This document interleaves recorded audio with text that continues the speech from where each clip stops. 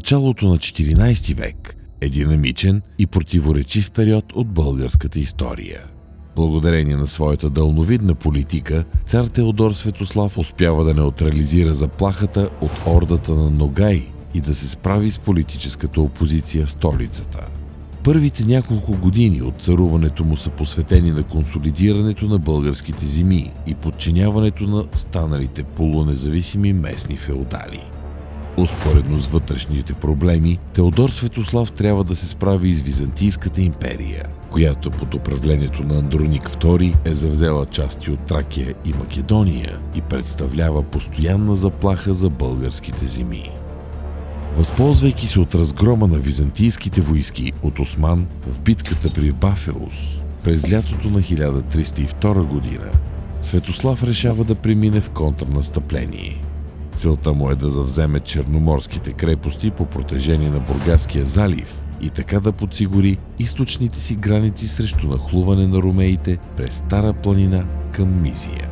Същевременно контролът над тези земи ще помогне на Светослав да засили позициите си спрямо чичо му Алдимир. Могъщия крънски деспот действа като съюзник на Светослав, но царят го подозира във връзки с Византия. През ранната пролет на 1304 година Теодор Светослав организира армия, която насочва към Созопол с идеята да превземе града и да изолира Месемврия и Анхиало. Научавайки за движението на българските сили, император Андроник II изпраща сина си Михаил IX начело на набързо събрана армия, която да пресрещне българите.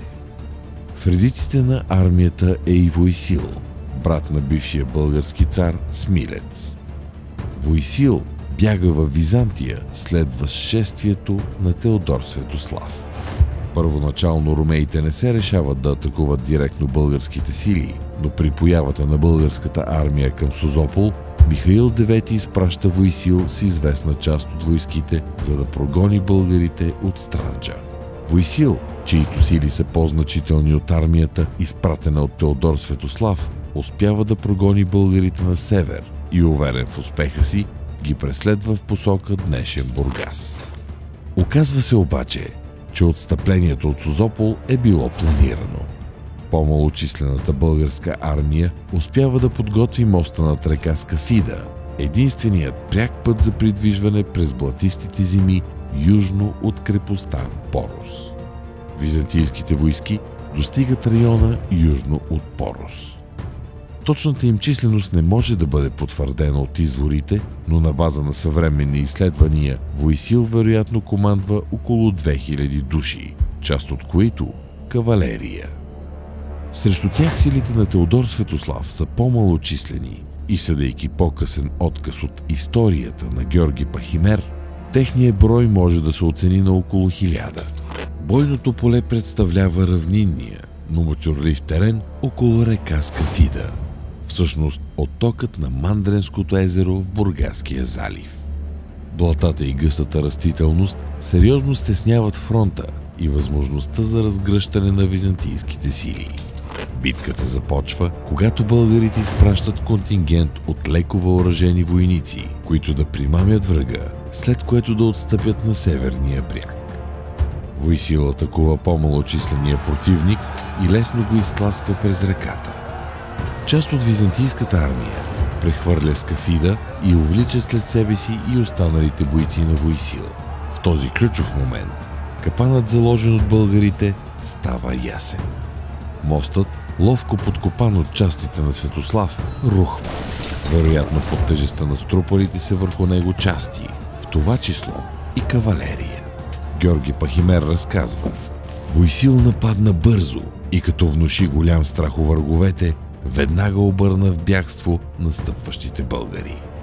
Когато преминаваха така безредно през река Скафида, сполетя ги нещастие. Мостът се срути и така реката и мечът си разделиха нещастниците, като настъпи необикновено избиване. Изолираните на северния бряг на Скафида части са посечени, а останалите войски бягат на юг към Виза. Българите понасят минимални загуби, след което атакуват последователно Анхиало, Месемврия, Созопол и Агатопол и ги подчиняват. Макар победата при Скафида да не може да се нареди сред мащабните успехи на българската армия, нейната стойност е значителна. Крайморските земи са твърдо поставени под контрола на Търново, което дава възможност през 1305 година Теодор Светослав да се справи с чичо си Алдимир, който се съюзява с Византия. Пак като следствие от успеха, търновският владетел се жени за внучката на Андроник II, с което Византия признава българските завоевания и между двете държави се възцарява мир. Нещо повече. През 1308 година българското жито е лекарство срещу глада, царящ по същото време във византийската столица. Победата във войната с Византия дава възможност на Теодор Светослав да довърши консолидацията на своето царство и да възстанови позициите на България на Балканите.